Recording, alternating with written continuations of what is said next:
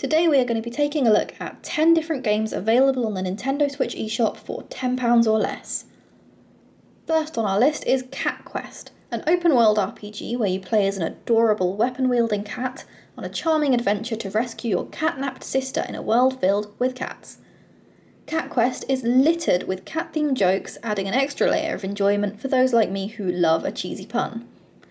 The combat system initially appears very simple, but the game ramps up the complexity by placing a big emphasis on dodge timing, which makes a simple combat system great fun to actually play.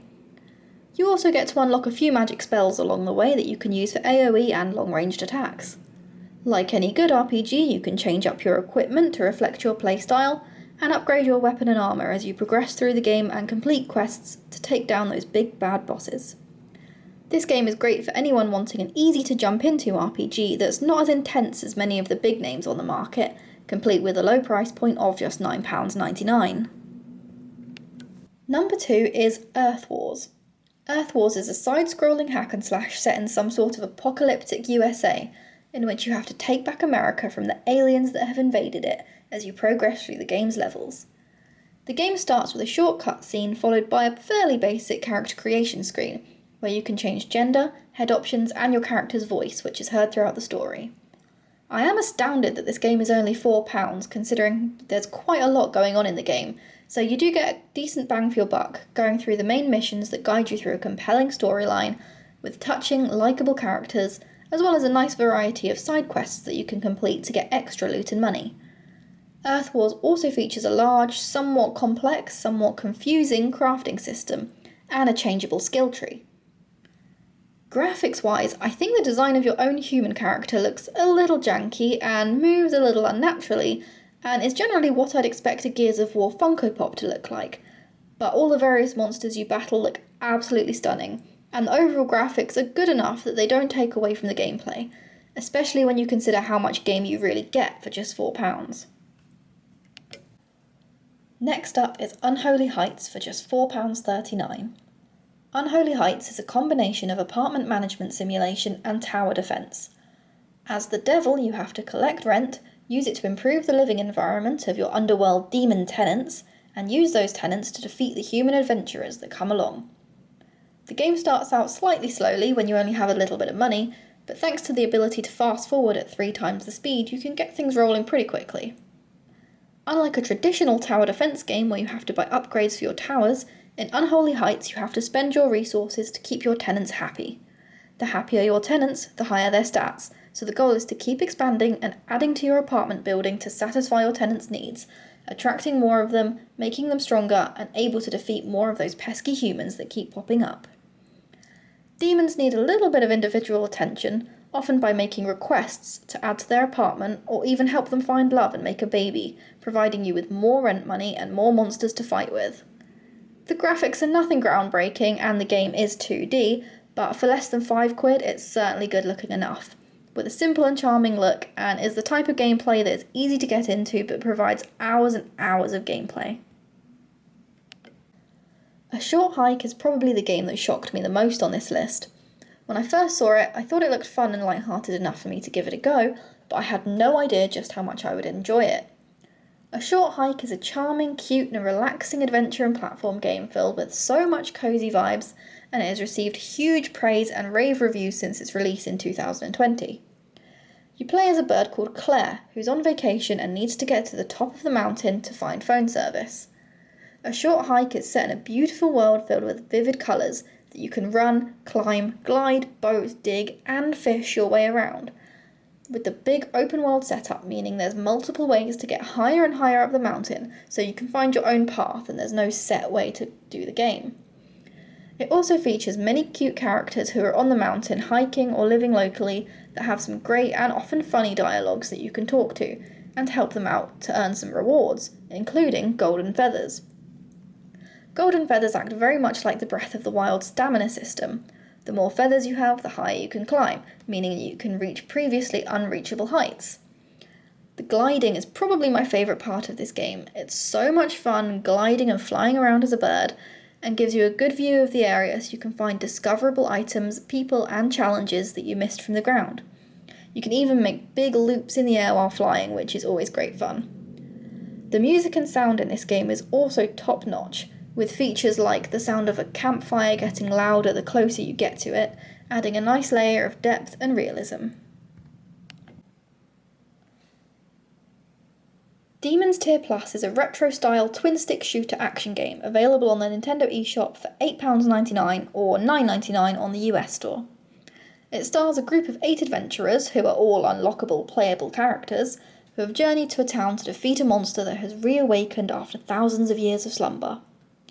The 8 playable characters fit the classic RPG roles, featuring a warrior, the first character you start as, an archer, a mage, and more.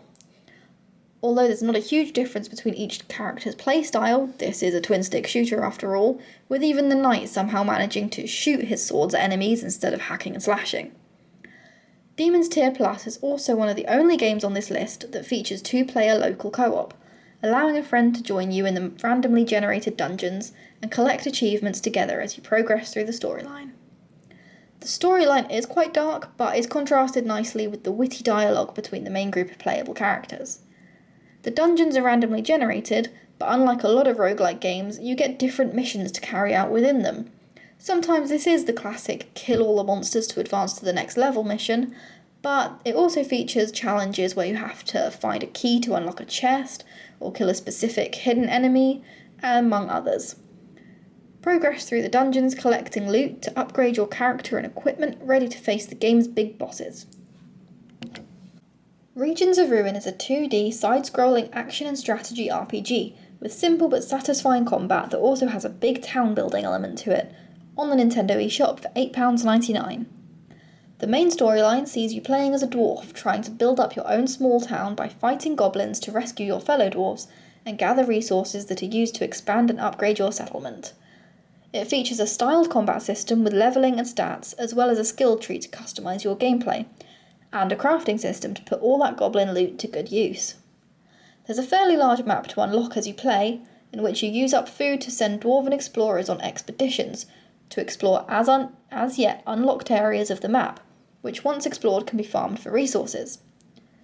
Throughout the game you encounter a variety of NPCs, and while the dialogue isn't the most engaging or creative, it does have its witty moments and ultimately doesn't take away too much from the overall experience, as this is a more action-focused, less story-driven game.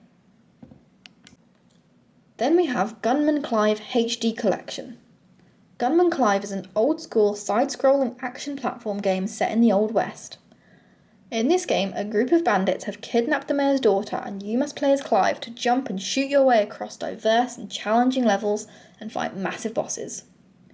The HD Collection, currently available on the Nintendo eShop for £4.49, also includes the sequel, Gunman Clive 2, which directly picks up the storyline from where you leave off in the first game.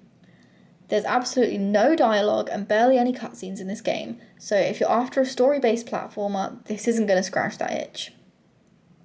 Gunman Clive is simple to play and has all the classic challenges of a good platformer, including balancing on giant rocks, dodging attacks from enemies, and of course shooting them down.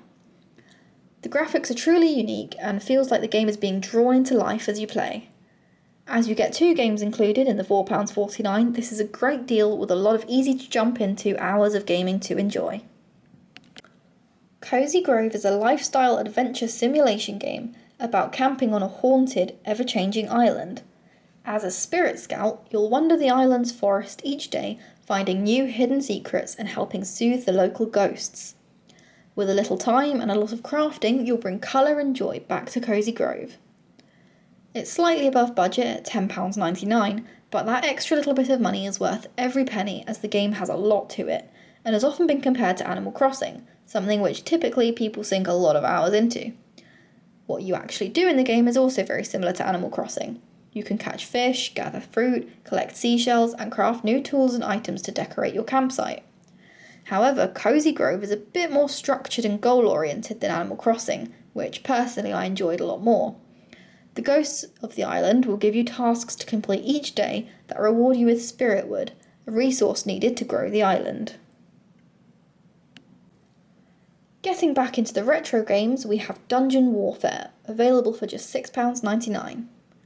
Dungeon Warfare is a challenging tower defense game where you become a dungeon lord to defend your dungeon against greedy adventurers. As you successfully purify your dungeons throughout the world from the pesky invaders, you will gain access to more powerful traps and devious utilities. Gain experience from killing the invaders to permanently upgrade your traps. Dungeon Warfare has all the things a classic tower defense game should, and while it doesn't really offer anything particularly unique compared to others in the genre, it's got 40 different levels, including an endless mode for a real challenge, and 30 different achievements, giving you a lot of gameplay for less than £10. The last game, and definitely the most popular on the list, is Stardew Valley. It is slightly above our budget at £10.99, but I could not include this game as it provides a near unlimited amount of playtime, with many players sinking hundreds of hours into it. You certainly need to give it about 50 hours to even start to feel like you've explored most of what the game has to offer. Stardew Valley is a farming simulation RPG which has seen huge success since it was first released, and it really does live up to the hype. It's got a little bit of everything in it: farming, fishing, fighting, mining, befriending and romancing the NPCs, and completing quests. It also has a great online co-op mode when you can run a farm with up to 3 friends. The game starts with you inheriting your grandpa's farm, guided through by quests, many given directly from the charming array of villagers. You till soil, plant seeds, harvest crops, raise livestock, and gather resources. You can also venture into the mines, which are randomly generated dungeons for more resources, and fight various pixely monsters in a basic but challenging hack-and-slash style combat system. I really believe Stardew Valley is a game that anyone who even slightly enjoys farming and lifestyle sims should check out. And that's it for our list of 10 Switch games under £10. So let me know in the comments if you played any of these games and what are the favourites you've come across for cheap on the Nintendo Switch.